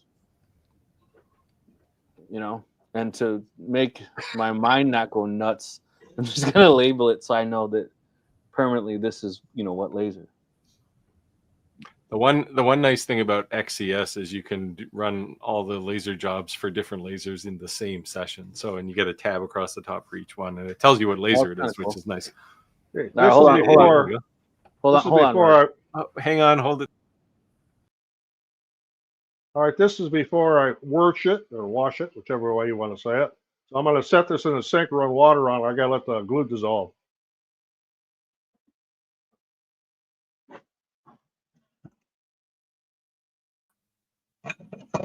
And it'll take a minute. What he's concocted here to create these results. Stay tuned for the reveal. Yeah. Mixing the titanium dioxide with glue is actually a good idea. Yes, it is on a tile. Yes, and it is ceramic. Yes. Yes. Yep. Did you show Dennis Huddleston's comment? He's just up a little bit. Anyways, he hooked up with Kittle from one of my videos. Nice. Yeah, they're good people. They are good people. Steve, you need to ask them. I don't know if you'd be interested or not, but I was on their podcast, Coffee with Kittle. Yeah, I did that. Did you do it? Yeah. Cool. Talk to Drew. Drew's a good guy too. Drew is a really good guy. Chris said I run an old 40. Oh, hold on. No. That's after the glue's been and the titanium dioxide has been washed off. That's just a ceramic tile you buy at the home store, and it's still a little wet, but it come out pretty good. So that was done on the Nano Pro. And I did it without the shield on it because you wouldn't be able to see anything.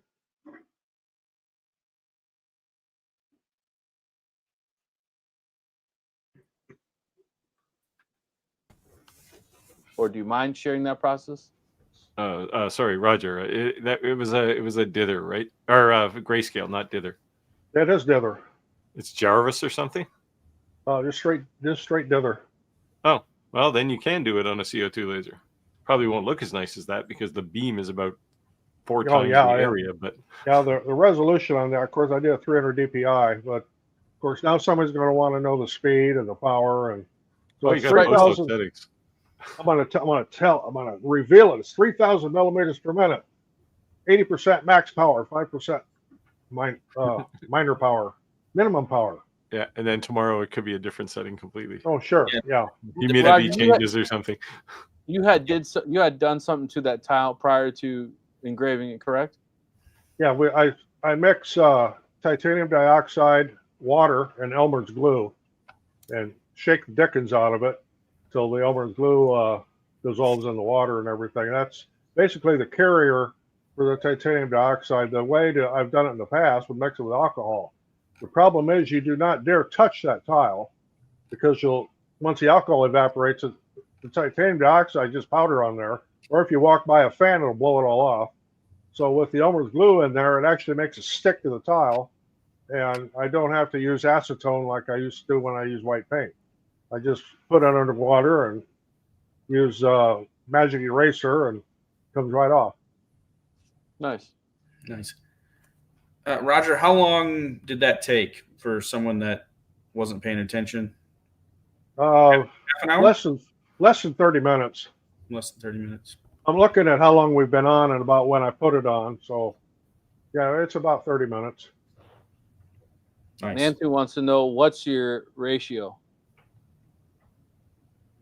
Till I like the way it looks.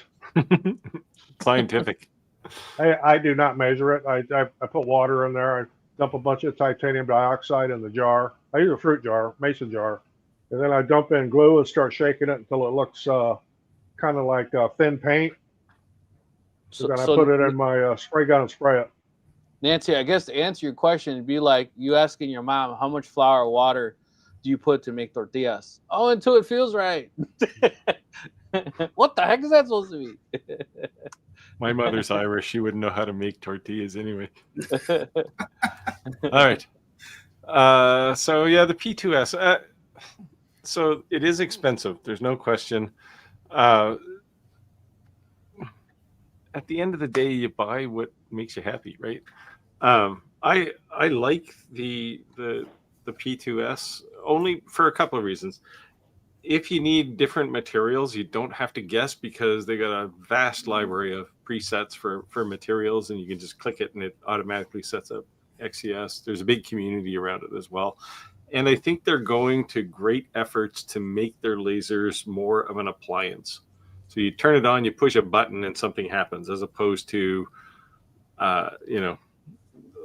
especially since you picked mom port, these lasers are much more of an experiment.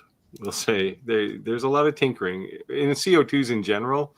And the thing I like about the P2S is you set it up, and that's pretty much all you're ever going to have to do. You might have to clean the optics once in a while, but these other lasers, and I include my own DIY laser in this mix, there's a lot of maintenance. And that's one of the things that XES has strived to avoid. So, Gordon said, where did you get the titanium dioxide? Amazon. It's actually used it's a food grade material. It's used in. It's not expensive either. And no, I bought it. When I did a video on it a while back, I bought some more, and I bought it in like a 2-pound bag. And the thing is just like, it's enough of this to make 1 million tiles. So we jokingly said the ratio, but Roger, are you making it to a paste basically so you could paintbrush it on, or are you spraying it on? How are you applying it? I spray it on with a spray gun. Actually, it's a Harbor Freight purple spray gun. So it's obviously got to be thinned out enough that you're spraying it through a gun. Right. So it's pretty watery then. Oh, it's like a thin paint, let's say, you know. Right. And I mix paints. Of course, I spray lacquers and enamel. I spray all kinds of stuff. You can also do it with an airbrush. You know, if you're only going to do a few of them, but to put it on evenly with a foam brush or a paint brush, you won't. It pretty much needs to be sprayed. And you could probably do it with a misting bottle with the little trigger bottle things. Yeah, I've done it with the mixing bottle. Or misting bottle. They get, the problem is the nozzle in a misting bottle is too small, so they get plugged up. If you're using like a sprayer for paint, like for spray paint, that has a much bigger nozzle in it, right? So I think you'd get a better flow. I don't remember the size of the orifice on the Harbor Freight purple, but it's right out of the box in Harbor Freight. They're $10 spray gun, their cheapest one. So if you forget to clean it out, you can just throw it away and get another one. Yeah. Nancy said, I agree with Steve that $4,000 and probably a new husband cost. He bought the you buy the $4,000 laser and get a new husband, or do you buy the cheap laser and have to keep the old guy? Every time you're doing a live, you're buying something new, so you must have deeper pockets than majority of the subscribers. Let's say that. You're doing all right. You're doing something right. That's what I would say. You're doing something right. Yeah. Yeah, that's the thing, right? Whether $4,000 is value to you or not, I guess, is a totally subjective thing. I know Xtool has sold a pile of these things, but Monport has also sold a pile of lasers. So, yeah. You know, it's really funny. I have a neighbor across the street. That's not the funny part. Everybody has neighbors, but he has his garage open and he does woodworking on Sunday or on like Saturday mornings. Every Saturday mornings out there. He recently got a laser. I don't talk to him. Like, I don't know why. I don't know. No animosity if you're watching. We all have those neighbors. Anyways, we kind of keep to ourselves, right? But anyways, he had his garage door up, and he has a mom port in there, and he recently got it, and I'm like, does this guy have any idea what I do? I'm sure he does.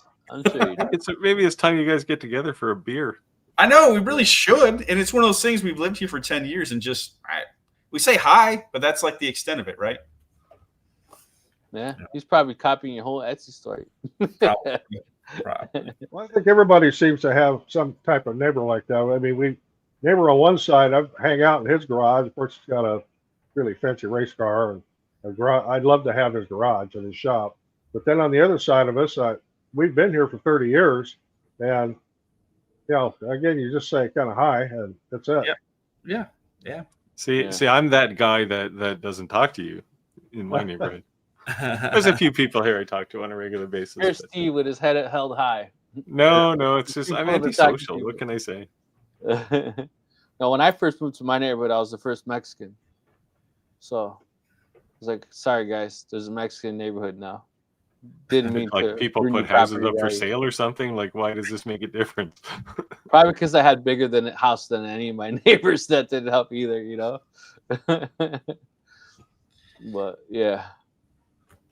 All right, we're at 8:11. Roger, you wanna pull the plug and we'll see who our winner is before we cut out? Yeah, I'll show this again real quick. Pull the plug. No pun intended. I actually have one of these, not this particular one, but one like this. It's attached to my home assistant, and it turns on my patio lights at night. And I love the thing. It's one of those things you don't have to think about, and that's the best piece of technology. And the other thing you can do with the phone app or the app on a tablet, of course, I've got Android, is you can set up a schedule to automatically turn it on and off. Nice. And you can I do say that the with only downside to stuff like this is you get addicted to it. You're not gonna have one, right? You're gonna buy another one. Oh no, yeah. My whole house is automated. It's like it started with light switches. Yeah. It's got a pretty decent long cord on it too. It's that 6 foot cord. All right. And it's nice heavy, and the thing's waterproof. We're gonna use it for Christmas lights this year. All right, guys, hit the Shop Talk Live because I'm about to close it up. and do the drawing. So if you want to do it, hit it. Here we go. Here we go. Drum roll, Let's please. draw. He's got some competition tonight. Let's see. Man. There we go. Oh. All Excuse that me, cut David and Pluto, paste are paid you in the off. building? Yeah. Yep. Got to be present to win. Are you in the building? Oh, he's here. He's got to be here. Comment.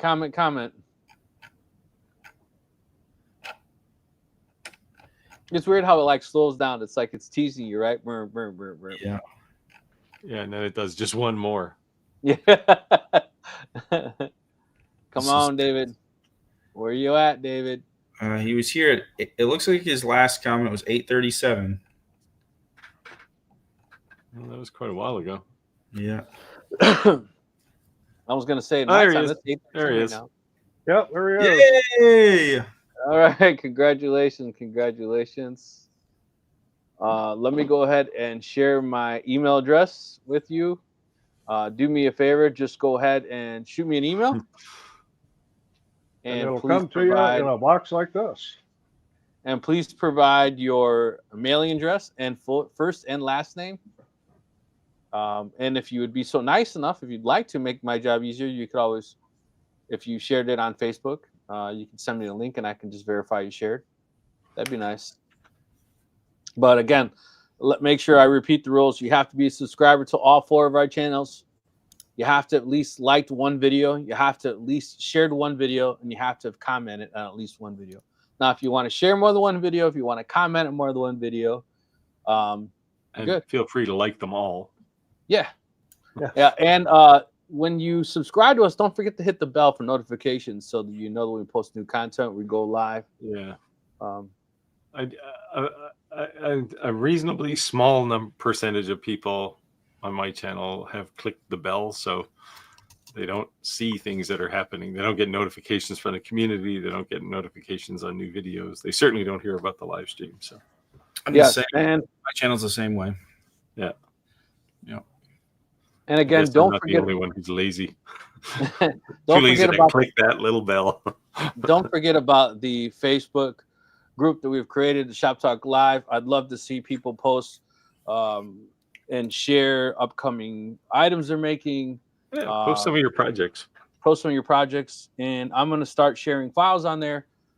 Some free 99 for people, and something you'd actually make money with, not just that you're like, why did I waste my time downloading this? So check it out. It is a private group, so I only ask that if we share files, don't share them in other groups. They're for our group. You're welcome to make them and make money, but just don't share the files. That's the point of the group. Our elitist little group that we have. Yeah, it's growing. I think it's got like 145 people so far. Yeah, it was over 140 the other day when I looked. Let's see. Nice. Uh-oh, what's this? What doesn't work, Nancy?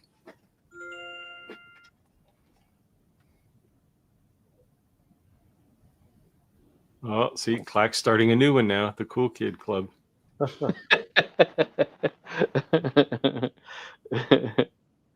There you go. You posted it, Rick. I saw you posted some industrial lasers in the group. There's some video of some industrial lasers. They were pretty awesome. I'd like to have a couple of those, especially anything that can cut metal. Yes. 3 kilowatt laser. Very cool. For sure. Yeah, so 142 members. It doesn't work. This doesn't work. The bell notification. I mean, it should, right? Yeah. Yeah. Maybe then unfollow, unsubscribe, and resubscribe. Something stuck goofy. Well, I'm just going to log in and try. Let me see what happens. I click the bell on each one of yours. I know that because I get the notification you guys post new stuff. Yeah, I've clicked the bell on things. Yeah, another winner. Very cool. Niches. Yep. YouTube is consistent with notifications. Inconsistent. Yeah. Inconsistent notifications. Yeah. Well. Now I had a strange thing happen here with YouTube this week. One of the videos I uploaded, which is unlisted, it's not public. It's had 2 views and 1 like, and I can't for the life of me figure out how that was even possible. Have you shared that link with anybody? No. You're watching your own videos and liking them? No, I haven't watched that one back yet. Of course, I watched it before I uploaded it, but right after edit. But I was just kind of surprised to see there was 2 views and 1 like, unless Jim Mitsu has some secret way into seeing what's going on my channel. It's about maybe it's time you change your password just in case. So I'm looking this up real quick. thesilverfox.com.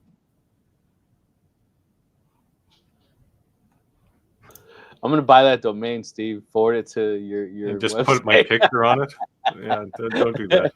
Just a picture of you like this. There's not too many things that I would bring out the lawyers for. I might bring it out for that. The Silver Fox might do it. Yeah, the only way for someone to view an unlisted video is if they have a link, or that they found that link somewhere. They said unless Jim Mitsu has some secret way to find out when I'm posting it on their stuff, but it just kind of surprised me to see that. Or there's just somebody spamming YouTube until they find a link. Yeah. But that seems kind of silly because 99.99% of them will be public anyway. Making sure I got his email. Let's see. Got it. He's from Wisconsin. Oh, close by. Yes. Oh, Yeah, someone's weird. Yes, have unicorn spit stain on wood items. Absolutely. Let me show you this. You're gonna keep that in your back pocket too now, Rick?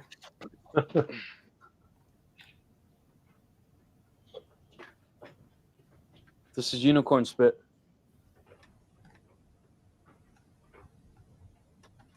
It does look nice. Yeah. So that Amazon item, the unicorn spit? Unicorn spit is a stain that they say is not your grandpa's stain. You see the glitter in it? Can you see it? Yeah, but you buy that on Amazon or Hobby Lobby? Yeah, you can buy it on Amazon, Hobby Lobby. I mean, it's a name brand. Hold on. It's got to be true. My grandfather would never use pink stains. It's got to be true. Glitter. I don't think glitter was invented when he was doing woodworking.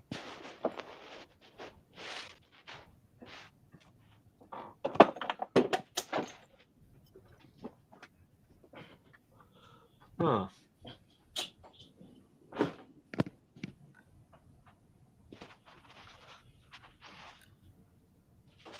I'm not going to say the person's name because they definitely watch my channel, but it seems that when I post something on Facebook, like the unicorn spit, immediately on all the Facebook groups I posted, she's posting Amazon affiliate links to go buy it. So here's a unicorn spit. There's all different colors, obviously. They're not all that sparkly. If you're not into that, you don't have to have, but the sparklies kind of have like a pearl color.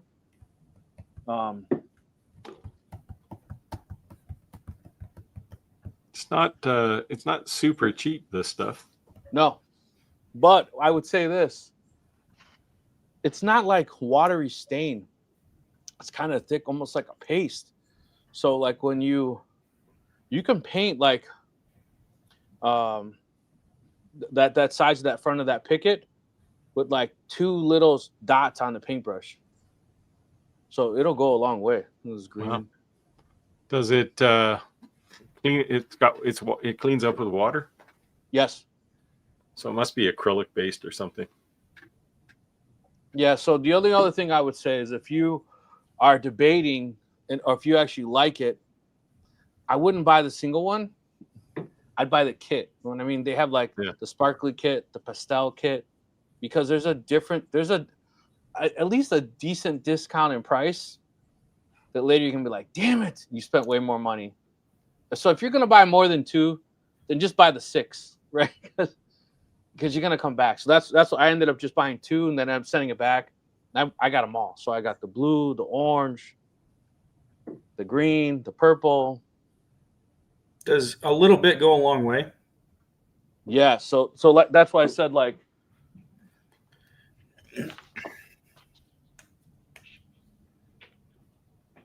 painting this entire front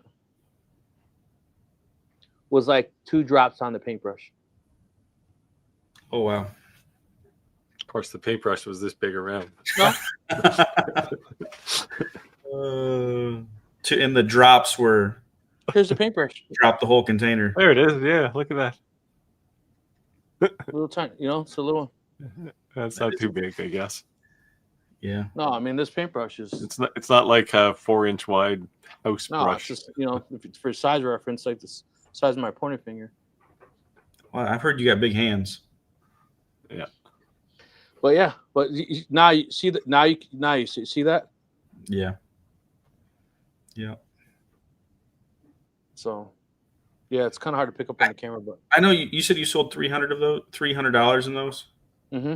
I think you could sell the crap out of those. Oh yeah, I know, but I wasn't even trying to sell them. Yeah, because there's no end to the occasions you could make those things for. Right? But what happened was, remember, my mother-in-law passed away from cancer. This was only a gift from my son to my wife. Yeah. And when I posted it, what I didn't realize was people are like, "Hey, can you make me a blue one? Can you make me a purple one? Can you make what?" I'm like, "What?" And I was like, kind of like trying to wrap this up to start the cutting board, like switch my gears, so to speak. So 200% I could sell these. And I think these will sell year round because it has to do with cancer. Yes, you can sell more during breast cancer month. Yes, you can sell, but cancer stuff you could sell year round. Yep. So sadly, I like this. Yeah, unfortunately. And I like this design. That was pretty cool. Yeah. There's a question in here that is relevant. Did you put a top coat on that afterwards? Okay, so only on the front. And on the sides, I did not. Okay, yeah, you can see the difference there. So it's like a satin finish normally? Yes. And then you put gloss on the front? Yeah. Okay. Yeah, and I spray painted it. I'll show you. So just to show how thick that kind of looks, I put this on the top. See that? Mm-hmm. Right? And I'll show you what I use.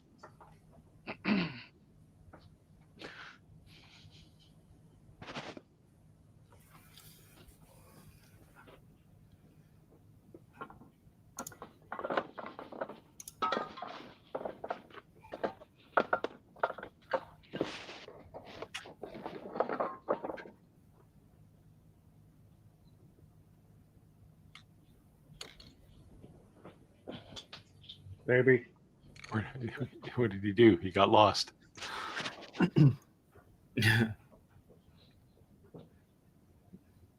Yeah, I use that stuff. Just a clear coat. Yep. Yeah, but the thing is that people keep asking me if it's glaze because how thick that is. Yeah, how many coats you put in on it? So all I did was I did 3 coats, but I paid from every direction. So I did one this way, one, you know what I mean? So it kind of pulled it up. So I did every direction that I could, I guess, top, bottom, left, right, let it dry, and I did that 3 times. And it's like thick. Yeah, so it looks like a glaze. It's actually like pretty thick. There you go. But yes, unicorn spit, I think they're awesome. You could definitely make some unique colors, some cool things. If you're getting into the cancer thing, they have some unique colors that people would like. You're not mixing it. Lance is asking this question. No, it says you can actually dilute it down. I didn't dilute it down at all. I literally just took this paintbrush, I put a couple drops on it, and I spread it out. It's almost going to seem like a paste. So, yeah. I'm really interested to make some Halloween stuff with this green next year. I was looking at some of the colors. There's one called Dragon's Belly that looks really cool. Yeah, it's like this orange and the green. I can't wait till Halloween next year. I'm like, oh man, I got some cool ideas. There's probably some glow in the dark one here too, right? Yeah. There's a question here from David about finish that does glow in the dark. Rust-Oleum makes one. Yeah, I use it all the time. Yeah. And what's cool about the Rust-Oleum glow in the dark, it's expensive. What's cool is if you go buy a cheap laser, like the one you mess with your cats with, you know what I'm talking about? Mm-hmm. Just like the one at the Dollar General, $2 red laser, key fob laser. Yeah. Right on it. Because the glow in the dark, since you're putting that laser on it, it's like it'll be a lot brighter than the rest that was charged by the sun. Huh. This is something your kid taught you, I bet, right? Yeah, absolutely. So what we did is we made a couple whites, and then we white stained them, and then we put the glow in the dark on top of them, and then just goofing around with that, it actually, did that. But yeah, so it's pretty cool. But yeah, definitely, Andy. I think that design, going the whole cancer route, and I'm not like going down anyone's losses, but my niche is memorial. So, to me, that's right up my alley. Yeah, I think it's great. And I think, we're tempted to think like, oh, I can't believe you're profiting off cancer. Well, no, you were helping people remember and celebrate loved ones. Yep. So there's nothing ill will against that. I think I see these things, like these thoughts that people get, and they're like roadblocks to they don't want to be that person. But what I would say is that it only takes one time to see the appreciation in someone's face when you bring someone to tears, when you're a stranger and they hug you and they cry. It's like, wow. And that's why I love doing memorial stuff. If I make a plaque that's or one of those things, I think a big thing that's selling right now, if you guys are looking for smalls that sell, it's just a little thing that hangs on the wall with a square box on the bottom with a bottle opener. And that you could probably make it for $6 and they're selling for $35, $45. I can make those all day. People are like, thanks, no big deal.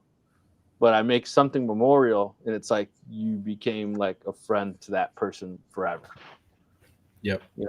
It's a different appreciation. Allow them to create a permanent connection to, they're still here, right? And create a permanent memory. So. Yeah. So I'm not at the end of the day, you have to to make some money, but you're not charging them $1,000. Like you're not, right. Yeah, absolutely. So again, what we always say is find your own niche. I'm not saying everyone to run out and become the memorial niche and go down that road, but just whatever it is, specialize in it, and do what you do. Yeah. I mean, products that I always talk about that from a high level, products that make people like evoke some kind of emotion. I mean, they sell well. Mm-hmm. But it looks like we're at time, guys. Congratulations to our winner for the smart cord. Smart stick. What's it called? Smart stick. Smart stick. Or smart plug, either way. Smart plug, smart stick, smart cord. You can call it whatever you want. Just don't call it a smart ass. No. But thank you guys for joining our live. Make sure to join next week live. Do not miss next week's live. Already people are talking about that they've missed or not getting notifications. So if you are a subscriber to us, click on the bell. Click on all 4 of the bells. So that way that one of us isn't notifying you. If the saying is 50-50, you'll get it for sure. Don't miss an opportunity to win the laser that's behind me here. Again, this is not a used one from us. This will be directly from the manufacturer. You did see it at first in hand of Roger actually using it and creating a tile that looked phenomenal. And we will have longer on the live with us for any live questions, answers that you may have. So thank you guys. God bless. Appreciate everyone. I think in general, always join our live chat, because you never know when we're going to give something away. Yeah, Sometimes we don't always announce it. We don't always announce it. Yeah. And don't forget to join our Facebook group so that you can find out about upcoming events. And if we have discount codes, of course, we will share. You guys want to say anything on the closeout? No, this was good tonight. Yeah, thanks for joining us. Yeah, thanks for joining us, and congratulations, David. Well, when I get the information from Rick, I'll get that up to you. You'll have to give us a report back when you get it, so we know that you're making progress. Absolutely. All right, I'll see you next week. Thanks for joining. God bless. See you next week. Yeah. Well. Bye.